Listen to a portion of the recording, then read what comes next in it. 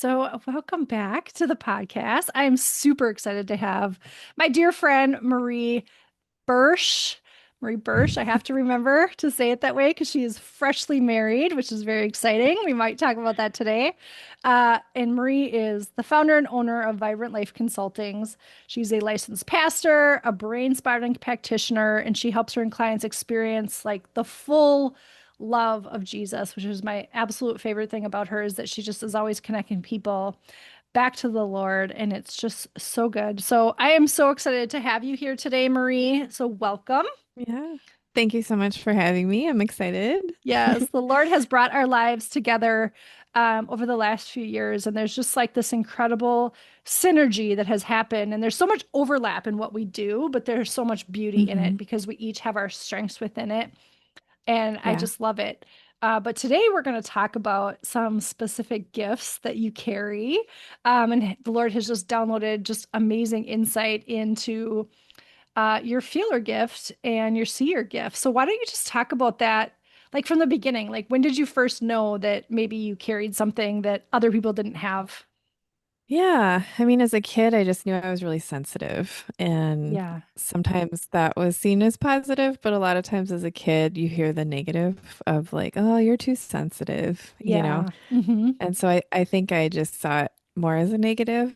Sure. As a kid, I remember probably like high school, college, going through a season where I tried to become less sensitive. I tried to desensitize myself because I could hardly watch a lot of movies or, things that other Yeah. people could watch. Yeah. I couldn't handle them. Yeah. I'd get nightmares from movies as a kid, things like that. So I just had to be super careful. But then I also was sensitive physically and emotionally well, I should say the physical and emotional is what I was aware of as a Yeah. kid. It wasn't till I was in a Bible study with somebody, and she just kind of looked at me and said, "You do realize that as a sensitive person, you're not just sensitive physically and emotionally, but you're sensitive spiritually probably too." And it Mm. clicked for me. And I hadn't like put that together that it all was part of the same thing. I hated that I was sensitive physically. I had lots of allergies. I had lots of health problems growing up. Um, but I was very sensitive spiritually. I could hear the Lord very easily growing up. I had a lot of, situations like that where I just knew that I heard the Lord talking to me in my spirit and through circumstances. Yeah. And so I loved that about myself. And so that I think started this journey of like, okay, maybe this isn't all bad. Was shifting it a little bit. Yeah, like, oh, I like that about myself. And if this means I have that, maybe I could accept it. Sure. Um, so I was aware of being a feeler first. Yeah. Um, and I was not aware to the level that I felt other people's emotions until I Hmm. got older and I started being around more people that were kind of aware of spiritual things, aware of the gifts of the spirit, things like that, At what point and did you started realize it was like theirs instead of yours? Like, how did you make that connection? Gosh, I feel like it happened so gradually. Um, it might not have been until I went to Dare to Believe and started Okay. getting more training. I remember hearing Donna De Silva's Shifting Atmospheres talk was life-changing for me. Yeah. I was listening to it in my car as I was driving somewhere, and I literally just was having flashback after flashback after flashback of my life as she was talking. And I was like, Mm, oh my gosh, that's what that was. That's what that was. That's what yeah. that was. That's what Yeah. So I was good. like, oh my gosh, it wasn't mine. I felt like somebody I just bowled me over. And I Yeah. went, my whole life makes more sense right now. Yeah. I Because can so relate to that.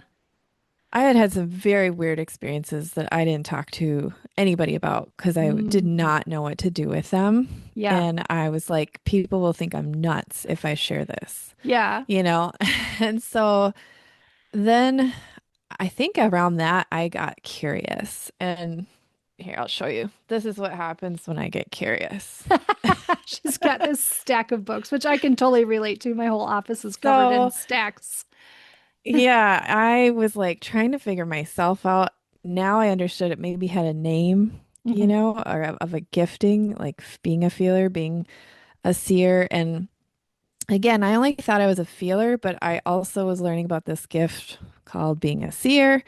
And I read the book The Veil. That was kind of the starting point. Yeah. Um, and it fascinated me. Partly, I feel like seers, um, even if you're not a seer, seers are so valuable to learn about because they show us the spiritual world in a way, like they show the reality of the spiritual world by describing what they're seeing. Yeah. And for those of us where most of the spiritual world is very veiled to us, Yes. it makes it so real. And so it made God come alive. It made prayer come alive. It made spiritual warfare come alive. And I was just like, this is so real, and it Mm. empowers your prayer life. It empowers how you think about God and all these different concepts in Christianity, I feel like. And so I kept reading Blake Healy's books. He's the one that wrote The Veil. And later on in the series, he talked about doing workshops and helping people understand like how to use the gift. Yeah. And as he described different ways that different people picked up on it, all of a sudden I realized like, oh, I think I'm a seer too. Yeah. And Yeah. because I thought you had to see with your physical eyes, Right. like see to be a seer.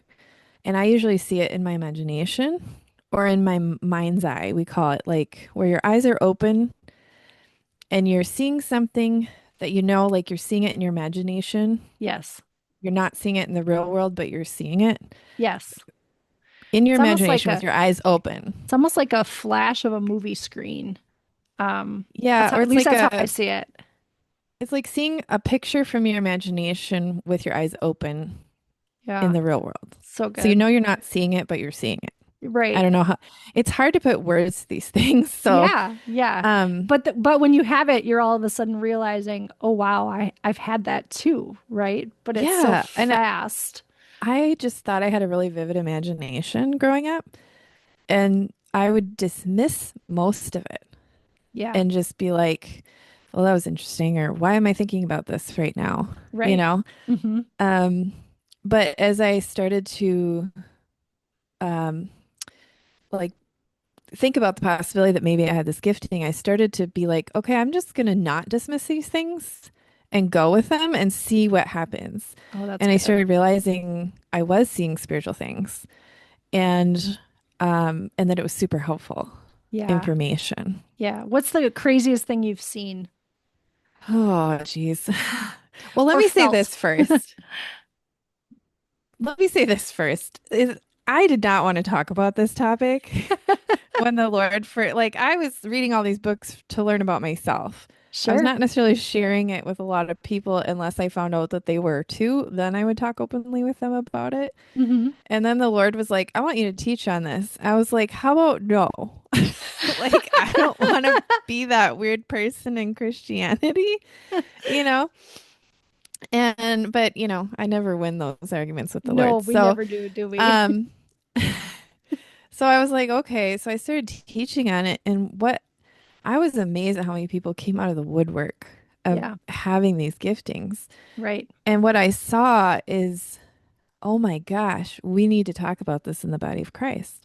Absolutely. And what I've started to realize as I talk to more and more of them is like, these are the watchmen on the wall. Hmm. Like the seer and feeler giftings are the radar Yeah. of the Christian community where they can be like, hey, there's something evil coming, we should pray, Right. right? There's something happening, we need to cover this. Right. Or God's doing something, we should move with this, right? Yes. And so the enemy always loves to go under the radar.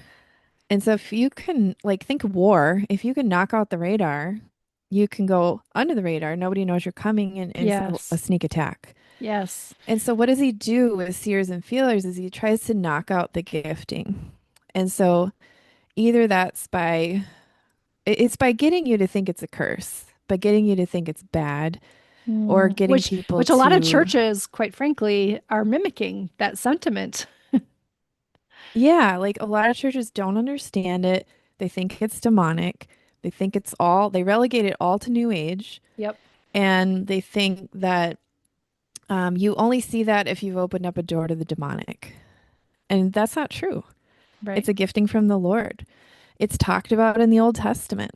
I like to read a couple verses because it really, a lot of times people only remember the seer that was like a medium that was Yes. talked about in the Bible. Hmm. That's not what we're talking about.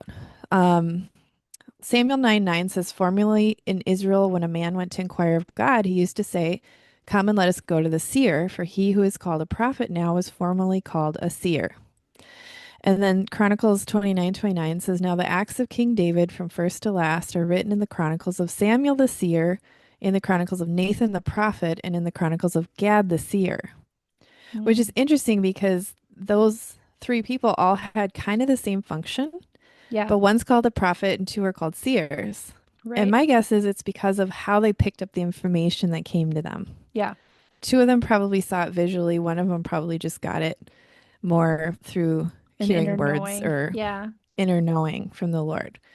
And so just recognizing that it's biblical, you know, Yeah. that it's how people pick up information from the Lord. Some people pick it up this way, some people don't. And I also look at it as each of these giftings is a continuum. You're going to have people that are really low feelers and people that are really high feelers. They feel everything. You're going to have people that see very little, and you're going to have people that see what I call high level seers, like Hmm. Blake Healy, where he blatantly sees it all the time, angels, Yeah. demons, the whole nine yards, right? Hmm. Um, and you're going to land somewhere on that spectrum. And Yeah. I kind of think everybody probably has a little bit of both, but some, like I said, are really, really low, some are really, really high. Yeah.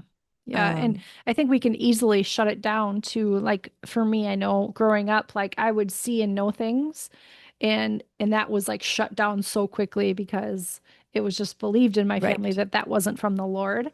Um, and so for me, I felt like it was a bad thing. And so I just kind of turned it Hmm. off and didn't pick it back up again until, the last handful of years. So Yeah. So I think for feelers, a lot of time what happens is they get overwhelmed by the amount yes. of emotional information and spiritual information that's coming at them. This was me. I did Hmm. not understand that it wasn't all mine. I thought Right. it was. So I just thought I was this emotional mess. And I didn't know what to do with all this information. I definitely couldn't communicate it all as a Hmm. kid. I just knew I felt discombobulated a lot of the times. And so you start stuffing it in your body. And Yes. I started having all these chronic health issues. Yep. So I kind of have a running hypothesis that a lot of chronically ill people are feelers that don't understand their gifting and don't know how to be Yeah, healthy in I it. would agree with that And wholeheartedly. seers, what often happens is they often get attacked as children with nightmares or having visitations from demonic or scary stuff, in their bedroom at night. Hmm. And they may or may not tell the adults in their lives what's going on because they don't know how to communicate it. Yeah. Um, and it's too much and it overwhelms them and then they shut it down. Yeah. And so I've met a lot of seers who shut the gift down early in their life and wanted nothing to do with it because all they saw was scary stuff. And that's what Right. happened to Blake Healy is he was getting kind of tormented by seeing all these things and didn't know what to do with it. And for him, it wasn't until he went to a church that started talking about the gifts of the Spirit and he just had this like divine connection moment and he went, oh, wait, I think this is a gift. And like within a Mm, week, it switched for him praise the where he Lord. started to see more of the good than the bad because he started to realize it was a gift and not a curse. Yeah. And he started to talk about it with the adults in his life. And so then they were able to help like disciple him in it Yeah, that's because really thankfully good. they believed him. Right. But a lot of people are not believed. They're Yeah. just, oh, you're crazy or you're making stuff up and Yes. they learn very quickly not to talk about it, Yeah, because it's not safe. which Or which it's again is a not strategy presumed of the safe. enemy. Yeah, it's a strategy of the enemy to shut it down, Yeah, of right? course. Of course. Because if we can see things coming, feel things coming, shift atmospheres. So let's talk about. So I know this was a problem with me when I was a kid, is that I felt everything. And I didn't understand. I wasn't raised in a home where even really Jesus was talked about. So, knowing that this was a gift, I just thought I was told my whole life I was too sensitive and I of course saw it as this huge burden. I would walk into a room and I'd be like, I don't want to be here. I need to leave. And everyone around me, even into adulthood, be like, what is wrong with you? Like, just get over it. There's nothing here. There's nothing wrong. But I could feel all the things in the atmosphere, right? And I know you've Hmm. experienced things like this. So talk Hmm. about how you made that shift. I know part of it was just starting to see it as a blessing instead of Yeah. this weight. What other strategies could you give for somebody that's listening to this and is like, oh my goodness, that's me. Right. So I think one of the first things I learned was asking the question, is it to Jesus, is it mine? Yeah. So I would feel something. And the check yourself at the door is a really important concept. Notice how you feel when you leave your atmosphere in the morning. Do you feel Yeah. good? I feel rested, or I'm feeling cranky, I'm feeling tired, just kind of like know yourself and being aware of where you're at before you step into other people's atmospheres is really important. Because then when there's a sudden shift, like, oh, I'm feeling pretty good this morning, I feel rested. I walk into work or wherever, and all of a sudden I'm angry. Hmm. I wasn't angry 5 minutes ago. If I can recognize where I'm at enough, then when I have this sudden shift, I can go, wait a second, I wasn't feeling that way 5 minutes ago. This probably isn't mine, Right. you know? And then I can ask, especially if nothing has shifted, like nobody's done anything to me for me to be suddenly ragefully Right. angry, Right. know? Yeah. Yeah. I used to just think, well, the emotion's happening in my body, it must be mine. And Yeah. so then I would Hmm. just try to attach it to something in my life so I didn't feel crazy. I know. So I'd be I like, asked the question, what is wrong with me all the time when I was like, oh, all the yeah. time. Yeah. And I'd be like, I'm not, what am I angry at? It must be you. You're in front of, like, and I would just attach it to stuff. One time I was with my husband in the car and we were just sitting at a stoplight and all of a sudden I burst out crying. And he's like, what's wrong? And I'm like, at first I'm thinking, I don't know, but then I attached to something in my life that was going on that made some sense to me. Yeah. But like 30 seconds later, a funeral procession went through the light in front of us. Mm. And we just went, oh, okay. That makes more sense. I felt Yeah. like this wave of grief coming Yes. down Hmm. the street. So, um, I think before I would have just dismissed that. I Sure. wouldn't have even connected it, Yeah. you know? So check yourself at the door. Notice when there's sudden shifts, especially if there's nothing, literally nothing that's happened in your life that should have created that shift. Right. Suddenly you feel depressed, suddenly you feel grief. Um, and I would just start asking the Lord, Jesus, is this mine? Yeah. And So see good. what he said. And if he said, no, it's not yours, then I would ask, okay, whose is it? And I'd say about 80% of the time he'd tell me. Right. Maybe 20% of the time I didn't need to know. Um, and then I'd ask him, what do you want me to do with this information? Yeah. Most of the time, he just wanted me to pray. Right. It was an intercession thing. He wanted me to pray for that person. You do not have to be in the presence of that person to feel their stuff. Yeah. I have felt people's stuff that were on the other side of the continent Yeah. Yep. from me. Okay. So, I would pray for them. And I would say the vast majority of the time, 30 seconds or less of praying for that person. And I would feel that emotion or burden or whatever it was lift off of me. And I was done. Yeah. So good. Now, sometimes you'll have a burden that lasts longer than that, excuse me, where you feel like you need to pray longer or the burden just stays. Or sometimes the burden will keep coming back 5, 10 times a day. But the Lord's just going, hey, can you pray again? Can Yeah. you pray again? And it'd Yeah. be like 30 seconds or less. It would lift. Um, this was great, except for the times when I would forget to ask, is it mine for like 3 days? And I would be in a funk for Because like you're a three human days. being. And then, yeah, and I would forget. And then I would be like, wait a minute, is this mine? And the Lord would be so cheerful. Nope. And I'm like, oh my gosh. And I'd pray for 30 seconds and lift. And I'm like, are you telling me I could have done this 3 days ago? And I But wouldn't have it's had to so feel like real this? though, because you're a human being and you're learning to Right. operate in a gift that Right. is very confusing. And quite frankly, I mean, besides your stack of books there's not a lot of training on this, right? The church No, isn't doing their no. part. especially not in mainline or evangelical No. Christianity. It's Mm-mm. just not talked about. So, sometimes you just have walked into a bubble of something, is what I like to think. I'm very visual. So, Yeah. I have a bubble that's around me, and everybody has their own atmosphere. Think about Pigpen from the old Peanuts cartoon. Like he Yeah. carried this cloud, right? Yep. Everybody kind of has their cloud of their emotions, their spiritual stuff, you know, um, and you walk into it. And so some people carry joy, which is super fun to walk into somebody's bubble when they're It joyful is. because all Yeah. you just always feel joyful in their presence. You laugh a lot. Other people carry depression. Yeah. Other people carry anger. Even when they're not angry, they feel angry. They carry an atmosphere of anger. Hmm.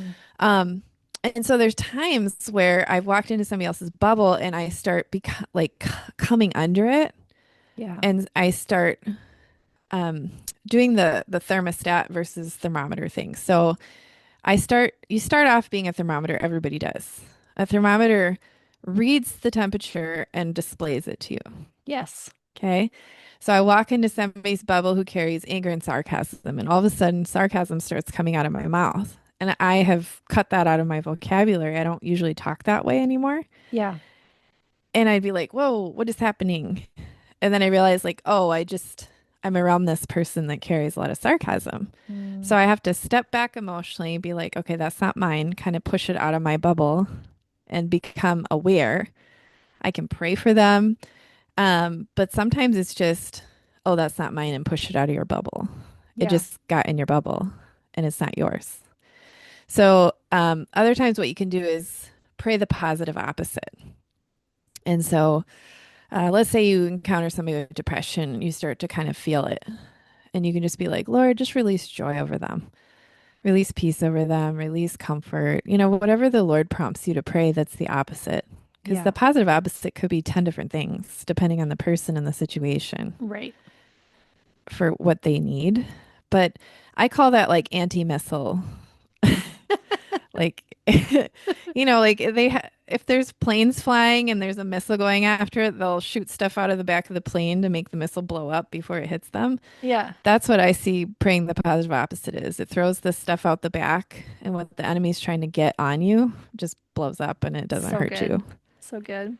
So, What advice would you give for someone that's maybe listening to this and it's resonating with them, but they also have a child that they're seeing, oh my goodness, I think my son or daughter carries some of this. How do I disciple it through them through this when I'm learning?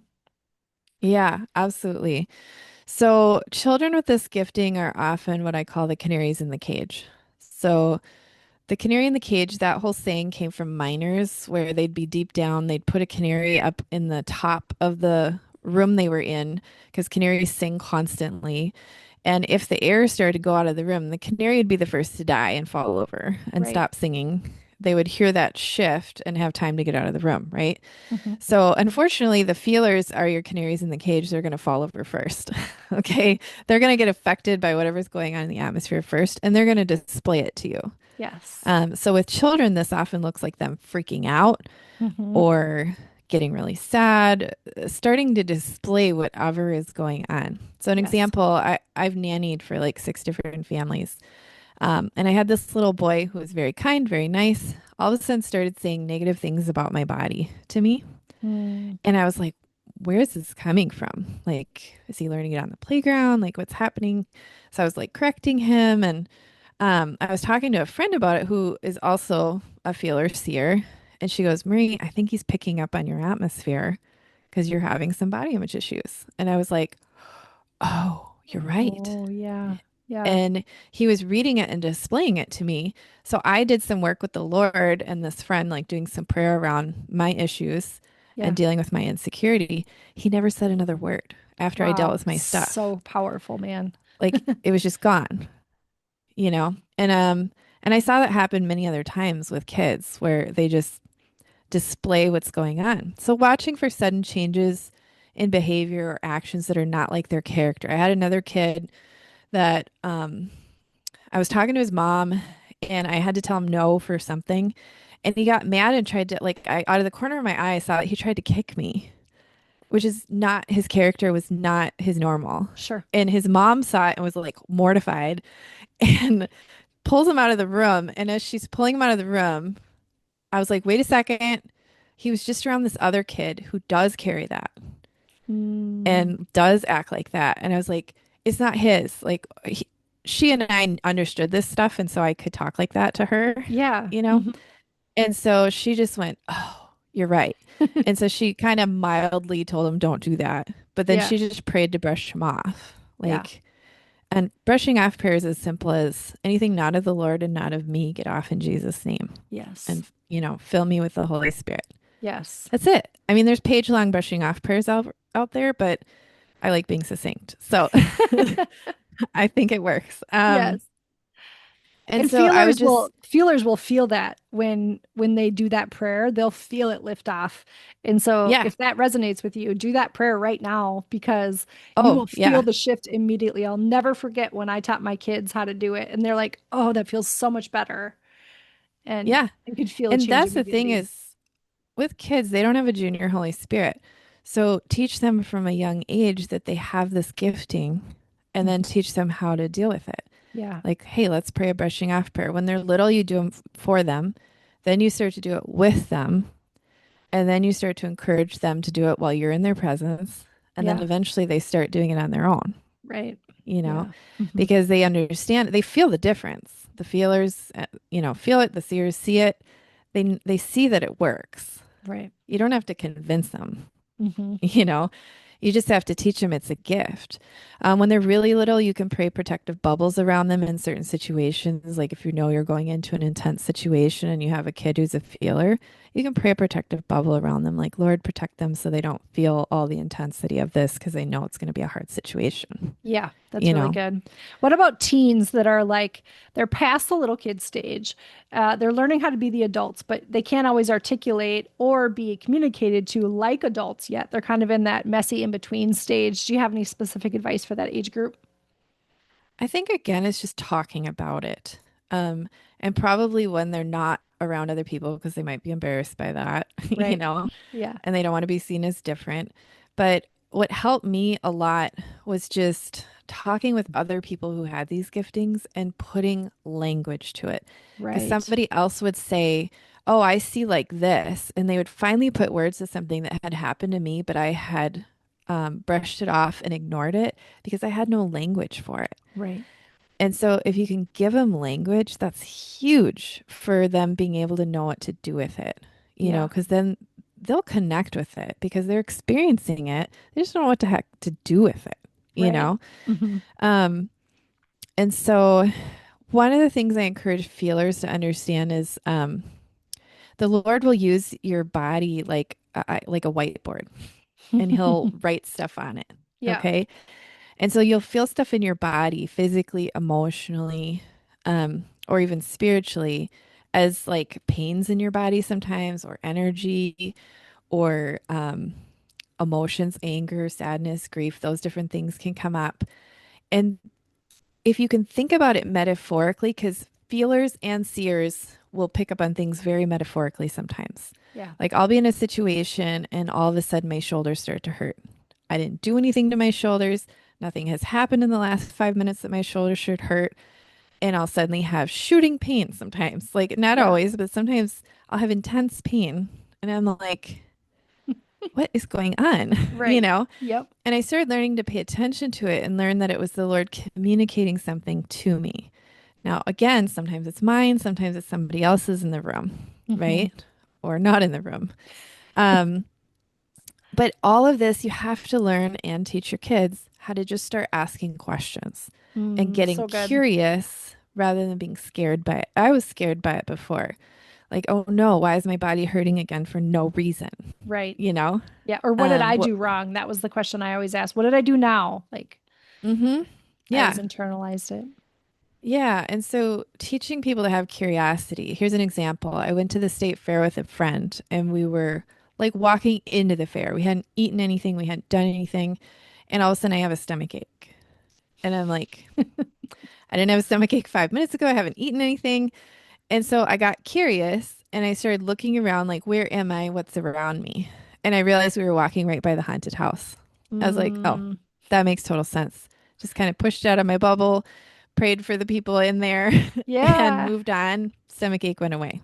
Yeah, I love Okay. that. So good. So it's paying attention to what is that body part for? What does it do?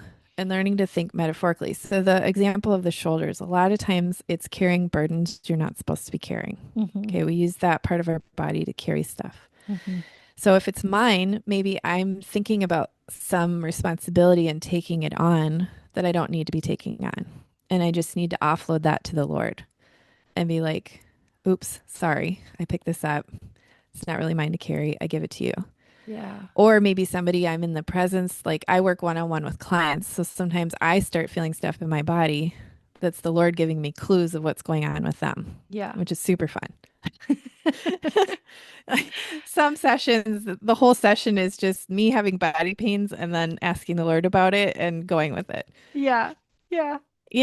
It's interesting. So I might start feeling shoulder pain and then just start asking them, like, hey, are you carrying any? Let's ask the Lord if you're carrying any burdens that you're not supposed to be carrying. And depending Mm, on where the client's at with understanding or having a grid for this, I might tell them what I'm feeling or I might not and then just ask the questions. They don't yeah. need to know why I'm asking the What you're questions. experiencing. Yeah. Yeah. If they don't have a grid for it, I don't need to go there. Yeah.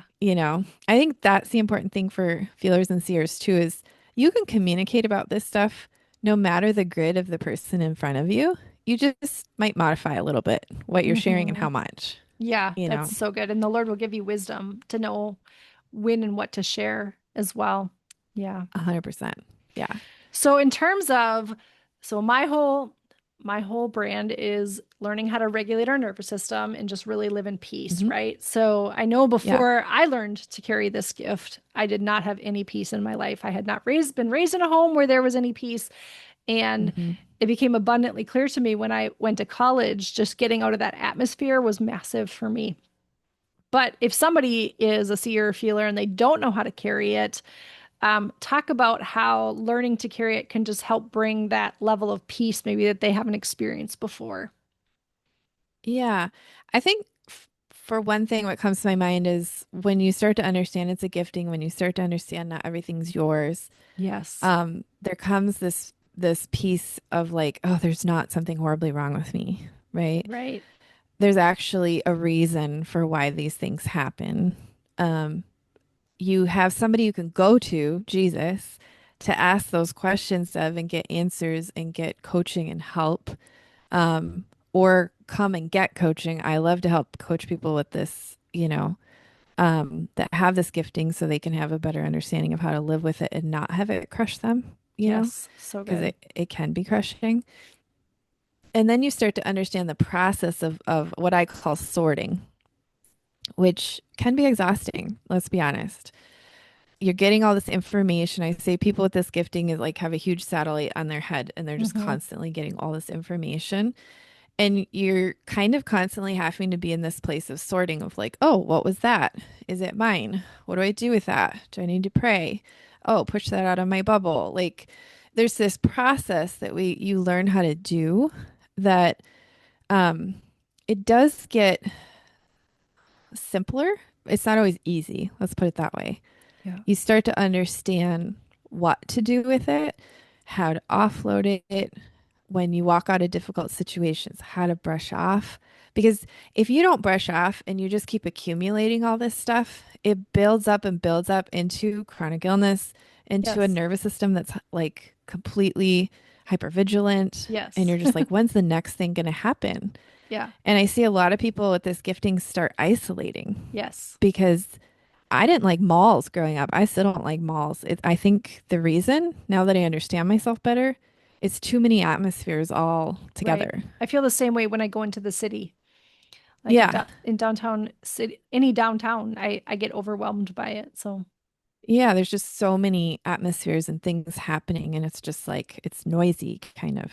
Um, and so they'll start to isolate because they don't know what it is and they don't know what to do with it. hmm. Now, if I walk into a situation like that, I can kind of start to pray a bubble over myself. I can even ask the Lord to turn it down sometimes. Like it's too much. Can you just crank it down a little notch, Yeah. Jesus. It's a little Hmm. much right now. Yeah, You that's know, such good sometimes he does, advice. sometimes he doesn't. But it's it's it's learning how to do those things, and it does help calm your body. Just knowing you're not crazy will calm your Right. nervous system, Yes. right? Yes. Knowing there's a reason for this. Um, Knowing I don't need to run to the doctor because I have this stabbing pain in my ankle suddenly, Right. right? Hmm. That I didn't have 5 minutes ago and I haven't done a single thing to my foot. Right. And being able to ask the Lord questions and then see that pain lift because I worked through it with the Lord, prayed for the Mm. person I was supposed to pray for, blah, blah, blah. The pain Yeah. lifts and it's gone. You So know what I good. mean? Yeah. You Hmm. you start to learn these processes that help you. Does it always make it easy? No. Um, I like to compare people with this gifting to a seismograph. It's that machine that can read the aftershocks that are deep, deep, deep in the Earth's crust, Mm, right? yeah. Yep. Very, very sensitive machine for a very, very specific purpose. Okay. If you try to use that machine to stop a tsunami, it's going to get destroyed. Okay. Because for a tsunami, you need like a brick wall or cement, Yeah. or steel, Hmm. something like that that's built for that situation. A seismograph's not built for that. So part of it is recognizing that as a sensitive person, we're built to pick up on tiny little nuances and things, which means if something big and huge happens, it's going to be really rough on us. Yeah. Okay. Hmm. And we're going to need to have some protection. We're gonna need to do a lot of self-care to get through that big thing. That's so Does good. that make sense? Hmm. Yeah. So good. If someone is wanting maybe some more support or help in this, what does that look like if they come to work with you? Yeah. Um, I love coaching people with these giftings. And it's funny because the Lord brings them to me whether they know they are or whether even I know they are. They Yeah. just kind of end up coming and I start realizing like, oh, you're a feeler, you're a seer. Yeah. Um, but some of it can be helping them work through things from the past because a lot of times people need to forgive people who judge them or that were critical of them and that's Mm. contributed to them shutting the gift down or not Yes. talking about it and Hmm. stuffing it. Um, Dealing with pain or fears Yeah. from how the gifting impacted them in the past when they didn't understand or know what to do with it. Right. So working through some of that stuff. Some people just need some coaching of like, I need to talk to somebody about this that isn't going to think I'm nuts. Right. And like they need a sounding board, to be Yeah. honest. Yeah. Like a And mentor. I can, yeah, I can be that person who's like, yeah, you're not nuts. Like, tell me what you've seen. And then what can be helpful is just by talking about it with somebody else who also knows Holy Spirit and who is checking in can help you discern like what's going on in that situation or Mm. what is this specific thing that happened to me. I don't even know what questions to ask. So sometimes I'm just helping them figure out what questions to ask the Lord and helping that facilitate that sorting process until That's they so get good. better at it. You That's really know? good. I know when I've gone through things, I've reached out to you. And because I'm such a high feeler, sometimes we can be in it so deep that we're not Oh, hearing 100%. clearly from the Lord. And so I know that's one thing that you've helped me do as well is like, I just need somebody else that's a feeler to take a third party look at what's happening here. And that Hmm. can be so powerful because when we're in it, we forget all our tools. We're so overwhelmed by the emotions of it all that we're not hearing, thinking, seeing clearly, and Yep. to have another person that's very sensitive to the spirit like that in your atmosphere is really helpful. So for me, I know that that's been invaluable. Yeah.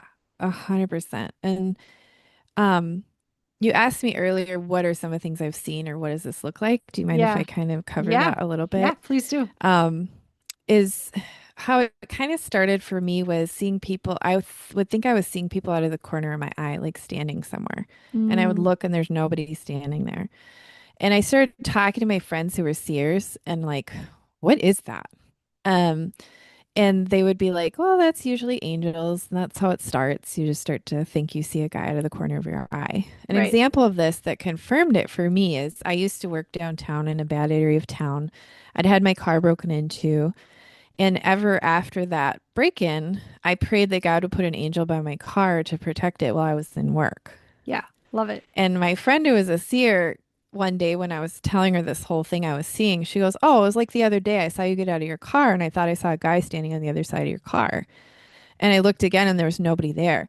And when she said that, I just busted out laughing because I was like, "You saw my car angel." Like for months, I had been praying for this, but like the Lord connected it in my spirit immediately when she Right. said this. Right. I was like, awesome. I do have a car angel. Love You it. know, sometimes you pray for stuff, but you're like, does it happen? Um, and it made sense when I would see it. Like I would see it at the door of my classroom that I was teaching, at Mm, Teen Challenge, or I saw them in my kitchen, or I would see them standing around my family, you know, yeah. Hmm. um, when we were going through a difficult time in our family. So that was one. On the negative side, I would think I see a bug crawling on the floor Mm, and like a normal sized bug. And I'd look again, there's nothing there. And I started just assuming that was the enemy. Okay. sure. Because creepy crawlies, Yeah. not something, spiders, not something you really want. And so I would just go, oh, I should probably pray. So an example of this is I walked into a hotel room, I'm putting my stuff away, and all of a sudden I think I see a normal sized spider on the floor. I look again, there's nothing there. And I went, oh, I haven't cleaned my hotel room yet. Yeah. So I was like, Hmm. everybody out. This is my room for tonight. Holy Spirit, come and fill this place. And so it was a good reminder. I did not see it as a scary thing. I Right. saw it as good information. Yeah. Once we learn we have Now, authority over it, fear doesn't need to right. come in.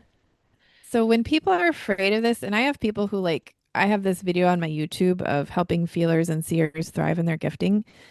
And some people, well, often people will be like, I had to pause it. It was too much. Like they get scared even learning about this information Sure. because they're afraid of learning about the demonic. They're afraid Mm, of seeing the demonic. Um, and so what I've had to learn is tell people is you need to learn about your identity.